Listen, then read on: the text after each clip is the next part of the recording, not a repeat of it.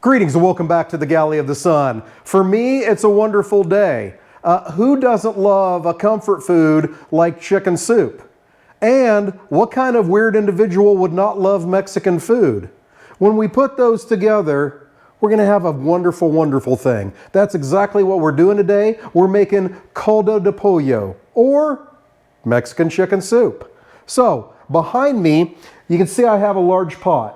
It is half filled with water and I'm bringing it to a boil right now. So we're going to get the initial ingredients prepped to go into that once it does come to a boil. And those ingredients are a couple sweet onions.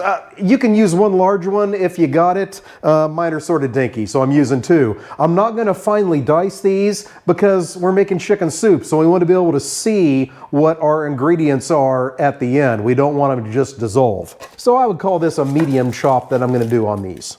Now, as with all of our videos, loyal viewers, all of the ingredients, their amounts, and the directions are down below in the description section. So, cutting the onions at about the size of postage stamps, if you all know what that is. Probably don't use a whole lot of stamps anymore, do you? Showing my age. So the water's come to a boil. I have reduced the heat to get it back down to a simmer. Now we're going to add our first grouping of ingredients. So in goes those onions we just chopped.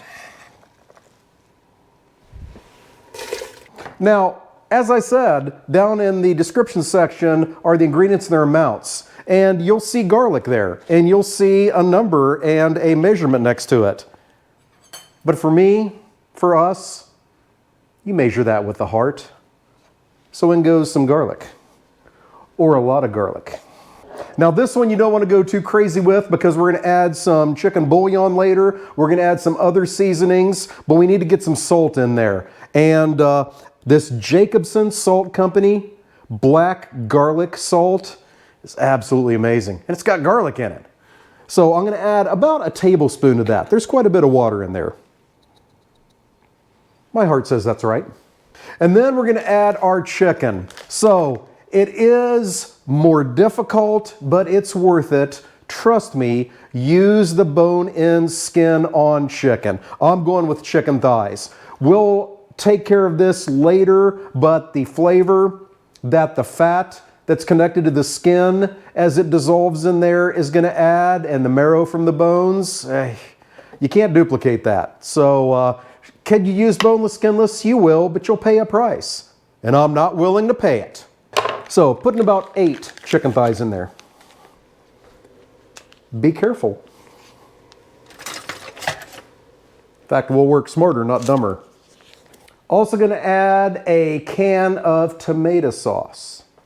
Going to give that a quick stir, and then I'm going to let it set for about 45 minutes until we take the next steps. So we'll see you then.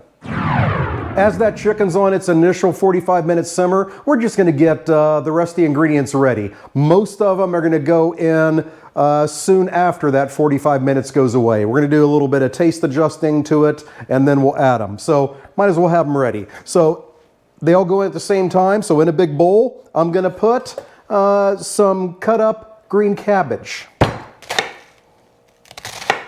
Not shredding it, decent sized chunks.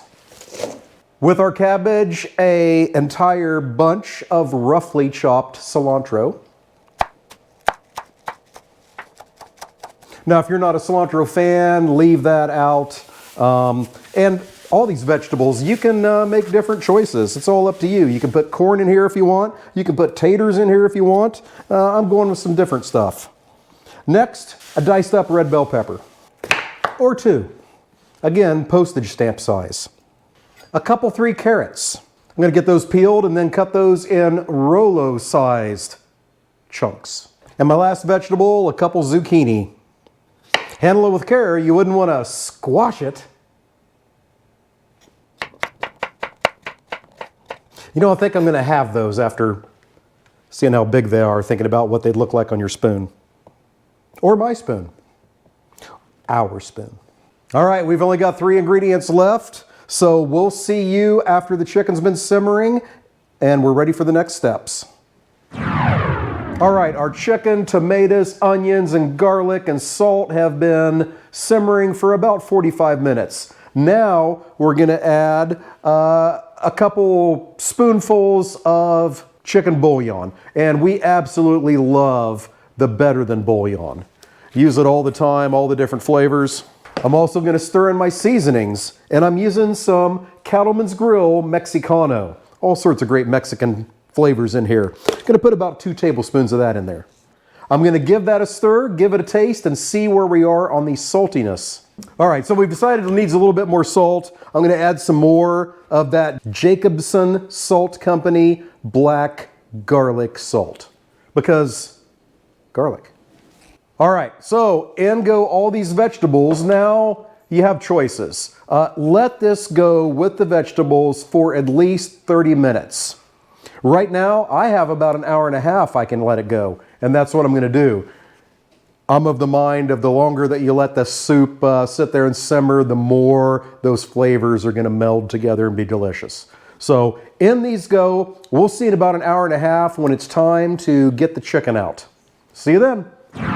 So I've already pulled the chicken thighs out, got the skin discarded, the bones discarded, meat shredded, back into the soup. Last step. It is caldo de pollo, so juice from a couple limes. Then we'll be ready for judgment by the director. Alrighty, we have arrived at the moment of truth.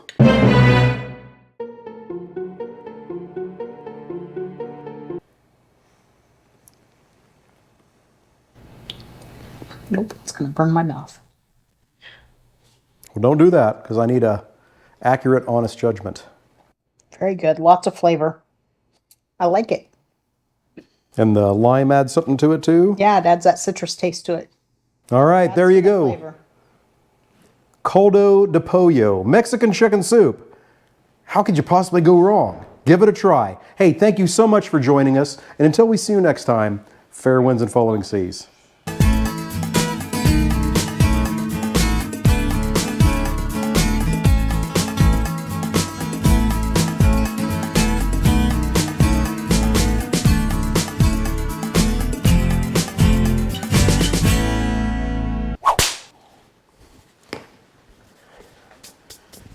My stupid mouth put a T in there.